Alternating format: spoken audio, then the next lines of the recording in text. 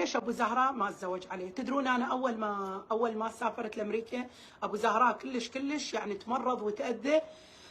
قالوا له اهله خلينا نزوجك، والله العظيم قال له خواته نزوجك، شنو تريده؟ احنا نجهز لك كل شيء، الذهب، وانت عندك بيتك وبيتك مؤثث وكامل، وعوزك بس المرض الطبي، خلينا نزوجك. قال لهم هذا الموضوع ما اريد احد يحكي وياي بيه.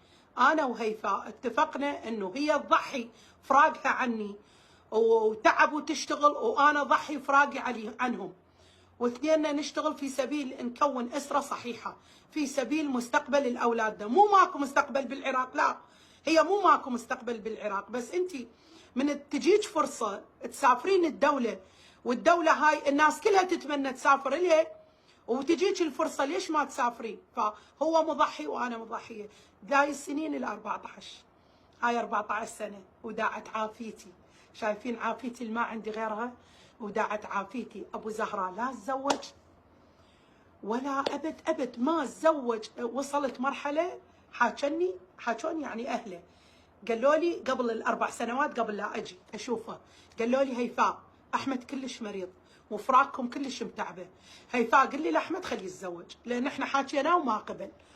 انا صدق بقلبي بداخلي انا ما راضيه، بداخلي انا ما اقبل، ترى ماكو مره تقبل تجيها شريكه، مستحيل.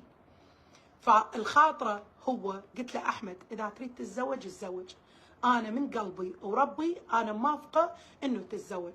قال هاي الحكايه حكيتيها، انا اعرف اهلي قالوا لك، هاي المرة الثانيه لا تحكينا. هيفاء والله العظيم لو اريد اتزوج، ترى لو الدنيا كلها توقف قدامي ما حد يمنعني.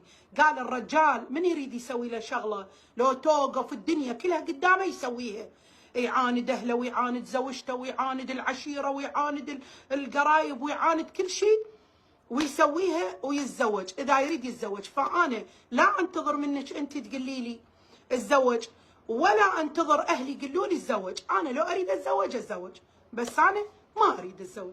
انا مكتفي بشوفتكم ومكتفي بيكم انتم عايشين سعداء، وتجوني بالسنه مره، هاي كلش كافي عندي. تشوفونه والقرآن ماكو، يعني اخواني من يجون البغداد يمرون عليه، ولد اخوي من يجون البغداد يمرون عليه، قبل هو يدق كاميرا قاعدين يمه، هم شي يقولوا لي؟ ترى احنا شفتناه نريد نشوف ايش عنده ما عنده. قلت لهم عمي هو الرجال اللي يريد يتزوج تكظه مره، هو لو يريد يتزوج غصبا علي وعلى اهلي وعلى اهله، اذا يريد يتزوج، بس هو خلص اكتفى انه قال لك انا هاي مرتي وذولا جهالي انتهى. وهو بعدين ترى خلي قلت الشغله، ترى ابو زهراء ما عنده مجال الروح، يعني يطلع من الصبح شركته يبقى يجي العصر يا دوب يغسل ويبدل، لو يلتهي يقرا، لو مثلا ينعزم، لو يصير شيء فيجي لفراسه وينام. مو من النوع اللي يحب الطلعات ويحب السهرات ويحب الهاي، لا ابد. التلفزيون هذا يقول من تروحون لما تردون التلفزيون طافي، بس هو شنو عنده مكتبه بالغرفه مالته، عنده مكتبه متروسه كتب. اقول له ذني معقوله كلين قاريهن؟ يقول لي ما تصدقين اذا اقول لك، يعني ابد اذا ما باليوم اقرا ساعتين انا اعتبر نفسي انا كل شيء ما افهم. فنحاول ونتمنى انه ينقفل هذا الملف، نقفل هذا الملف هذا نقفله بخير وسلامه وينتهي الموضوع.